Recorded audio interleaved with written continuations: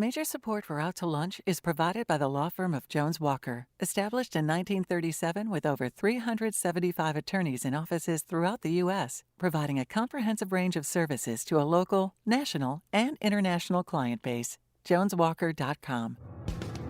From Nola Pizza in the Nola Brewing Tap Room on Chapatula Street in New Orleans, we're out to lunch with Peter Raschuti, Tulane University's A.B. Freeman School of Business professor and director of the award-winning Birkenroad Reports. It's business, New Orleans style.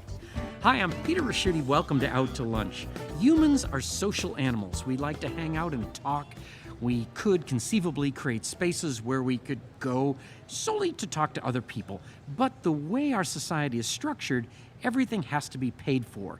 Would people pay to go to a place just to talk to each other? Maybe, but that's not what happens. What happens is we socialize with each other doing an activity we're prepared to pay for it, like eating, drinking, listening to music, or going to a yoga class. And like a lot of things these days, we start young. Take, for example, Lolo's Youth Yoga and Art Studio uptown on Magazine Street. Lolo's is New Orleans' first yoga studio specifically for kids. Children from 3 years old to teenagers practice yoga, make art, do mindfulness exercises, and learn meditation in after-school or full-day sessions. The founder and owner of Lolo's studio is Laurie Azzano. Laurie, welcome Out to Lunch. Hi, thank you for having me. Two places that adults like to congregate are bars and coffee shops. We go to a coffee shop where we like the taste of the coffee they serve. Bars all serve pretty much the same alcohol, so they compete with each other by providing added value. For example, live music. For a combination of these business models, coffee and live music, you could go to Catahoula Tattoo on Broad Street in Mid-City. The coffee is their own blend, Catahoula Tattoo Select, and if you drink in the studio, it's free. The live music is free too. While you're hanging out at Catahoula's self-described tattoo lounge, you could get a tattoo, right? Not so fast. Catahoula has 3 tattoo artists, but they won't give you a tattoo on the spur of the moment. Your tattoo needs to be designed ahead of time, and you need an appointment to get it inked into your skin. And in a further market differentiation, the owner of Catahoula Tattoo, Dominic Scrow, says Catahoula is not the kind of tattoo shop where the tattoo artists look like they belong in a circus. His words, not mine. Dominic Scrow, welcomed Out to Lunch. Thank you, Peter. Thanks for having me. Laurie, I'm wondering if yoga is anything like Chinese food. Some of the most popular American Chinese food, like General Chow's chicken, would apparently be unrecognizable to someone getting takeout tonight in Beijing. There's nothing at all wrong with General Chow's chicken. It's an adaptation to the tastes of America's predominantly non-Chinese culture.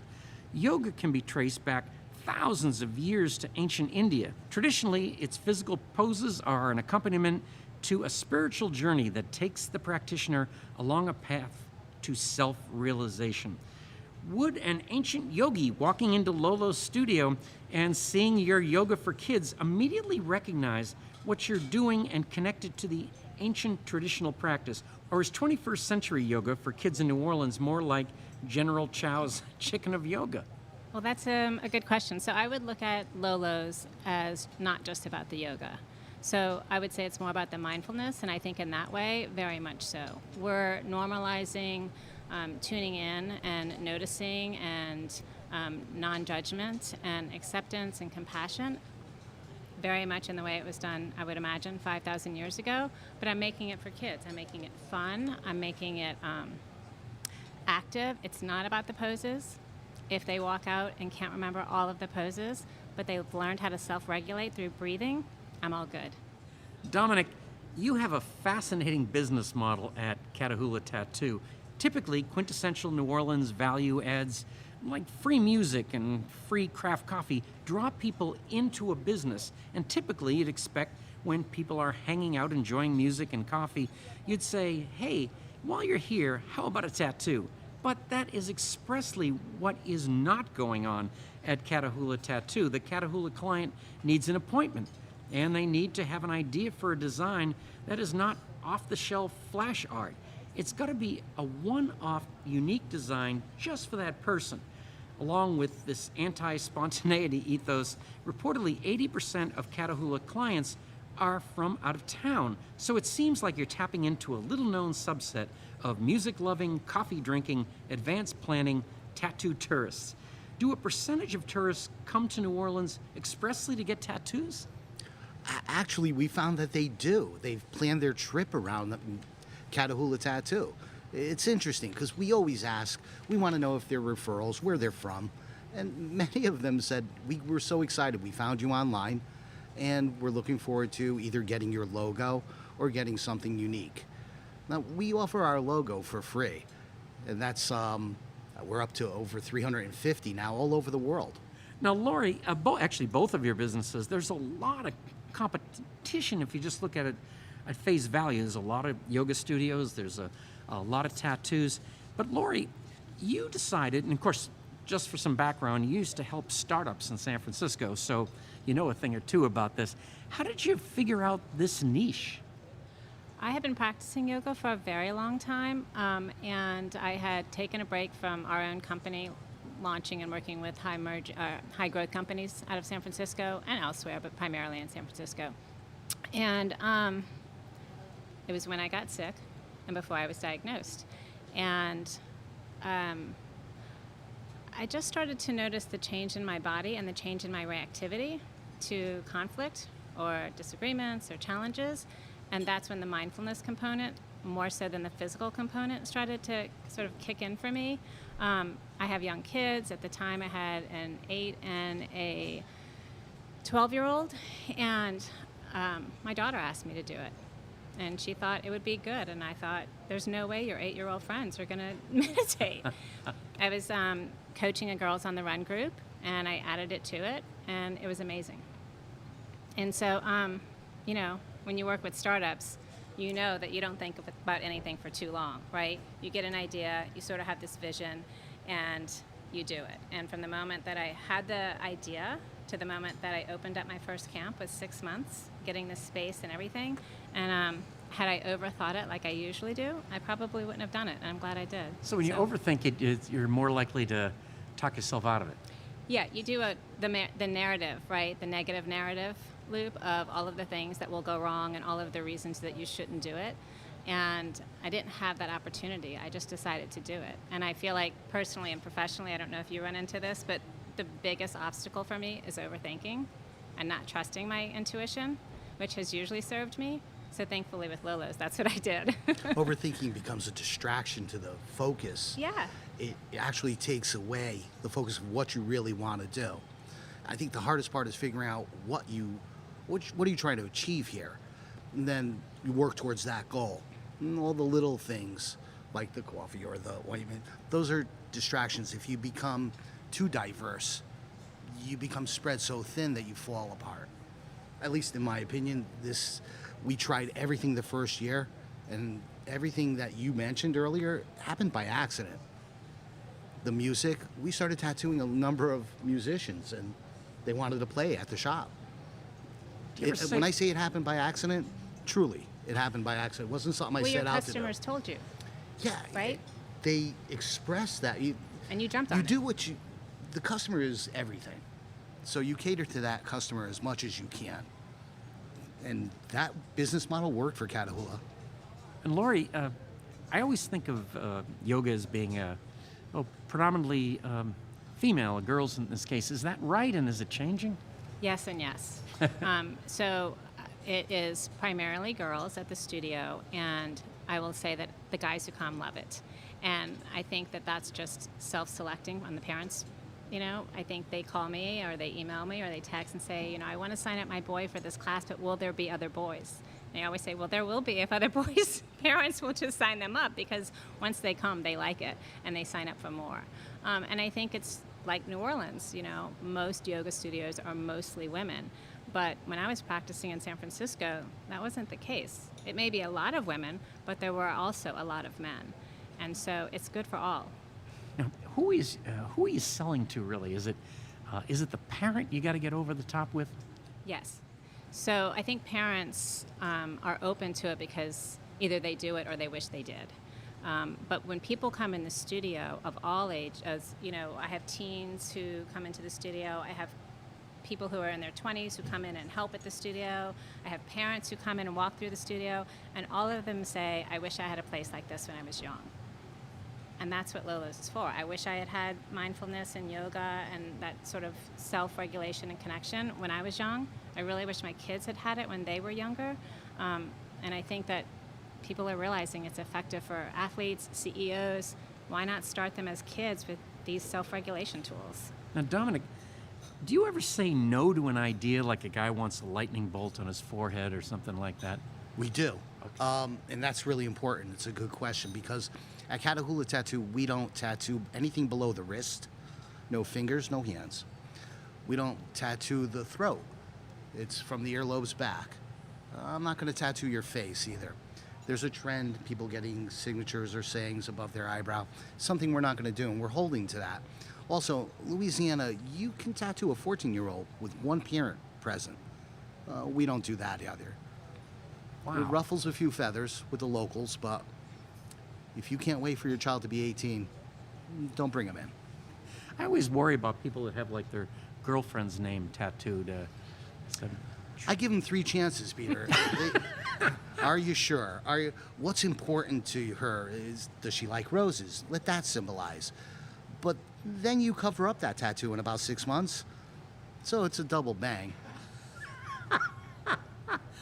Laurie, well, I think of how far both tattoos and yoga have come. You know, in 1979, the #1 hit in the country was the Pina Colada song. And one of the lines is, if you're not into yoga, if you have half a brain. This is like 50 years ago.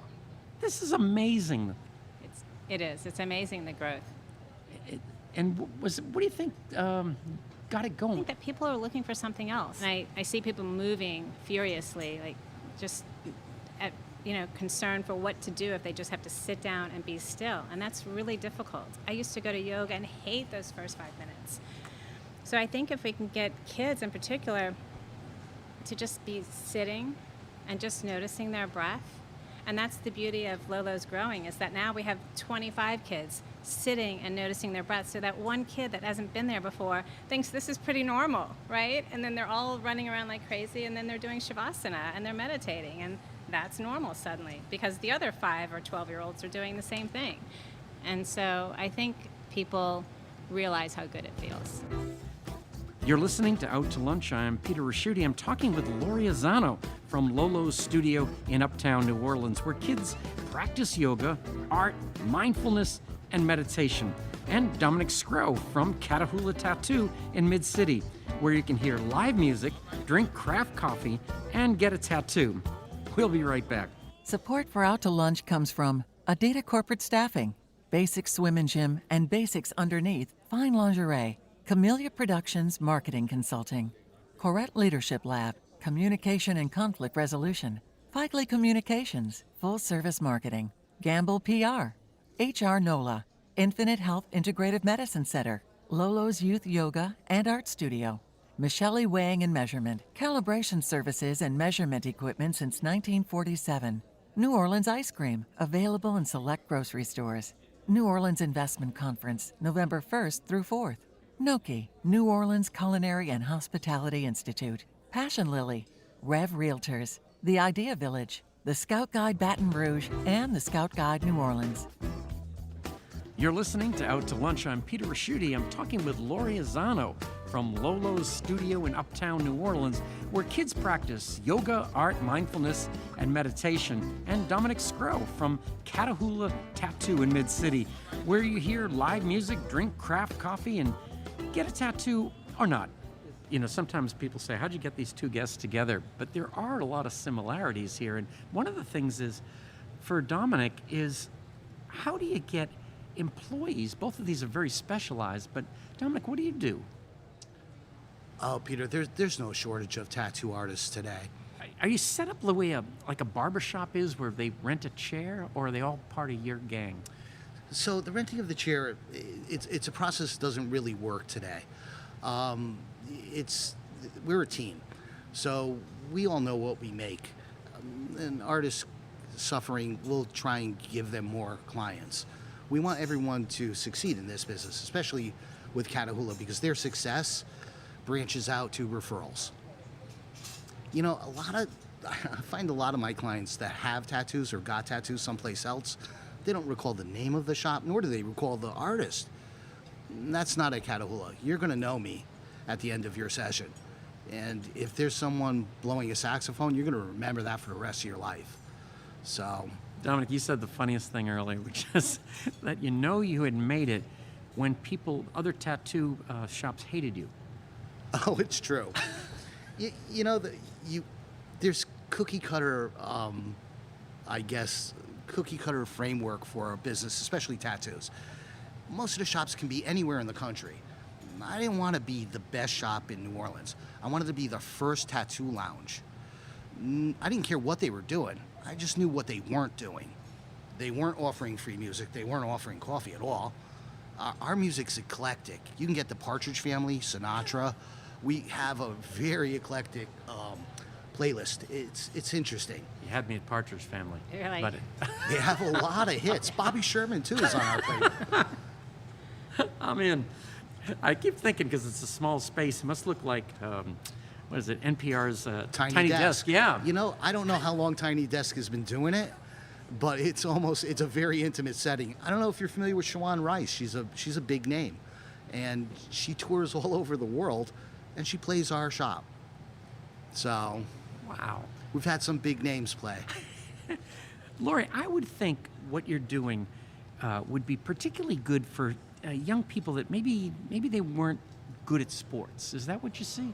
Yeah, definitely. I think it's a great place for kids who maybe aren't finding their path in other ways, right? So sports or just, middle school is really tough, right? Oh. And so that's a really great age to come to Lolo's. I love them younger as well, but I feel like at that age, it's really a place where they can figure out who they are, right? All they have to do is show up. There's no performance. There's no being good at art. In fact, it's the complete opposite. It's a maker space. You can use all of the supplies, create what you want, watch us if you don't feel like it. And so I think for kids who are just trying to figure out who they are and who they're going to be, it really allows for just showing up and relaxing and being creative and tuning in. And again, learning compassion, self-compassion, and non-judgment. Now, I know you did startups for a living. Did you get challenges here that, even though you kind of did this for a living, starting business, surprised you? Well, I didn't know what I was doing. I had never spent time in yoga. I hadn't spent a lot of time in yoga studios. I've had a home practice for a really long time. So I didn't have the how to run a yoga studio. I'm not an artist, so I was really winging it. And I think that's the startup mentality, right? This is going to be good. There is a need for this. I want to fill this void, and I will figure it out. And I will, it will change. COVID was certainly tough. I had moved into a space double the size right before, and then it was sitting empty. Summer is my busiest season. It was empty for most of that summer. I did some home stuff, but, I just stuck it out and tweaked it, and, I'm glad for it. I feel like right now is when I'm really starting to hit my stride as far as growth and vision for the future. So, yeah, there's always going to be challenges, right? I'll you tell got to you- try and test everything and be okay with some things failing and hoping that many things succeed. There were some unpolished gems that came out of COVID. We became by appointment only because of COVID. The coffee, because of COVID. Many of the practices that we're using right now are because of COVID. It was a dangerous time. We're right up on you, whether you're wearing a mask or not. I'm tattooing this close to you. It was dangerous. I thought we opened, 4 months was just about right. If we went another month, I would have survived. 6 months, probably not. But being closed, COVID, we came up with all these ideas. T-shirts, coffee. It was just because we weren't making anything, so everyone was going online. I will tell you what did happen, though.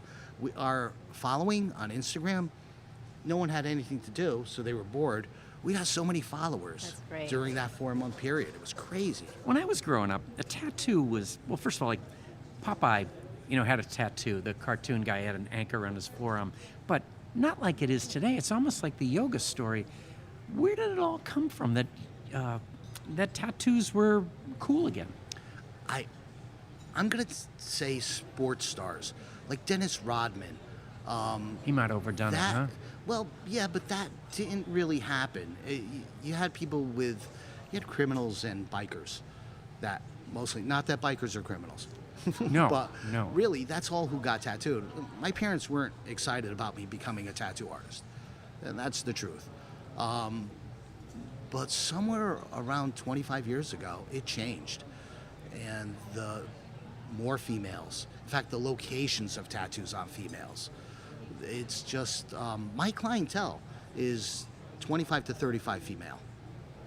That's what I was going to ask you Professional. a question about is demographics is probably not what I think it is, We right? keep track of everything, and I tattoo PhDs, lawyers. It's interesting. They're small, they're discreet. It's still a tattoo, nonetheless. God, you want to ask in here, though, is there's two kinds of tattoos. I mean, it's one that's in a little secret place that only you know about or a few people. And then there's others where you just, you're owning it. How do people make those decisions? We guide them through it. You got to remember something. Nobody needs what I sell. You need milk for your cereal. You need gas for your car. But you don't need a tattoo. We ask those questions. People will come in. I need a tattoo. No, you don't. How long have you thought about this? Well, I just saw the place. I thought I'd make an appointment. We're probably not going to take you. We want to know if there's a meaning behind it, memorial, or we guide them along the way. And then, what do you do for a living? That's how we find out that we have doctors, lawyers, PhDs, these people that are in a professional setting. Now, to be fair, it's changed. Professional settings have changed. It's becoming more and more acceptable in the workplace. But still, do you want your tattoo to show? So we'll ask them what you do. You're a nurse. Okay. And then what is the tattoo? So basically everyone, based on our reviews, they're having a good time and they're getting what they wanted. They're getting more than what they wanted. But we definitely guide them through the process. And Laurie, one of the things I really like is what you have in addition to the yoga, and you have where they, for instance, paint and things like that. Now there are places that you actually drink wine and paint. But this seems much healthier. It is, but we also do that with the women, with the adults. No. Right. We have ladies' art nights, and I've taught. Yeah, that's a whole other thing. It's a lot of fun. Right. I'm glad you separate Because, that from the right, kids. the parents want to come in and they want to have that experience too of just showing up and just not having to be an artist. So we've expanded into that, and that's actually a big deal. We do a lot of that. So now you've gone past the stage where yoga's weird, right? Mm-hmm. And what do you do that encapsulates that? In other words, can you go to a school, for instance, and either promote it or do a yoga lesson? Have you tried that? I did. Yeah. Before the pandemic, I went into schools, and it really is just more of a staffing issue. I mean, I say my overthinking is a big barrier to anything, right? But also, I'm just at that point now where I really need to just figure out staffing and grow, because that's the only thing holding me back. I'm turning away a lot of things because I need more people that can offer what I'm offering, and it's not just yoga and it's not just art, right? It's loving hanging out with kids, and also being intentional with what we share with them and how we share it. Like when we're doing art, I don't care whether they do the project, but I want them to feel like this is a place where they can create anything that they want to, or they can just watch and observe other people feeling creative if they're not feeling that in the moment. So I would say that's what I need, right? You know what I would think is, if say you do it during the school day, I think you'd be less likely. It would help your ADD. I think you'd be maybe less restless in class. Whereas we had gym before that, and then we were all wound up. Mm-hmm. It is so good for ADD, for ADHD, because that brain. This brain is all over the place. We're taking in all of the stimulation all of the time. And so having that brain learn to just focus on the one thing right then, right there, and slowing it down, it's tremendous. It's really good for that. And I work with kids just on that part of it. If you ever go to a Saints game when the dome is sold out, the sheer mass of humanity can be overwhelming. That's around 70,000 people. Each one of those people is on an individual life journey. So is every one of the next 7 billion humans who aren't in the dome that given Sunday. And because we're human, that individual journey we're all on can be physical and spiritual. One of the oldest ways of creating an individual difference between ourselves and everyone else on earth physically is body art. And one of the oldest ways of developing our individual non-physical self is yoga. The practice of both of these pursuits is ever evolving. Laurie and Dominic, you might be merely two individuals in the 21st century in a small city in the south of the United States, but your respective contributions to the arts of tattooing and yoga are a part of ancient traditions and uniquely your own. It has been great to meet you. Thank you both for taking the time to join me today on Out to Lunch. Thank you. Great. Thanks for having us. Thank you, Peter. My guests on Out to Lunch today have been Laurie Azzano, founder and owner of Lolo's Youth Yoga and Art Studio, and Dominic Scrow, artist and owner of Catahoula Tattoo. We edited the show to fit into our time slot here on WWNO. You can hear our unedited conversation and find out more about Laurie's yoga and Dominic's tattoos by listening to the Out to Lunch podcast. You can find and subscribe to the Out to Lunch podcast on your podcast app and on our website, itsneworleans.com. If you want to know what we all look like, you can find photos from this show on itsneworleans.com and on our Out to Lunch social media. These photos were taken today by Jill LaFleur. You can find more of Jill's photos at lafleurphoto.com. Out to Lunch is a production of INO Broadcasting for itsneworleans.com and WWNO 89.9 FM. The producer of our show is Grant Morris, our technical producer is Eric Merle, and our researcher is Maggie Mendel. I'm Peter Raschuti. Thanks for joining me. I look forward to meeting you again next week around the lunch table for more business, New Orleans style, on Out to Lunch. Out to Lunch was recorded live over lunch at the NOLA Brewing Tap Room, 3001 Chapatula Street, open 7 days a week. NOLA Brewing Tap Room has a wide variety of craft beers and authentic hand-tossed New York style city pizza by NOLA Pizza. More information is at nolabrewing.com. Major support for Out to Lunch is provided by the law firm of Jones Walker, established in 1937 with over 375 attorneys in offices throughout the U.S., providing a comprehensive range of services to a local, national, and international client base. JonesWalker.com. And by Basics Swim and Gym and Basics Underneath Fine Lingerie. Mitchell Foreman wrote and performs all the music on Out to Lunch. You can hear Mitchell's music anywhere great jazz is sold or streamed, and at mitchellforeman.com. If you'd like to be part of Out to Lunch, to learn how your business or organization can become an Out to Lunch program partner, email info@inobroadcasting.com.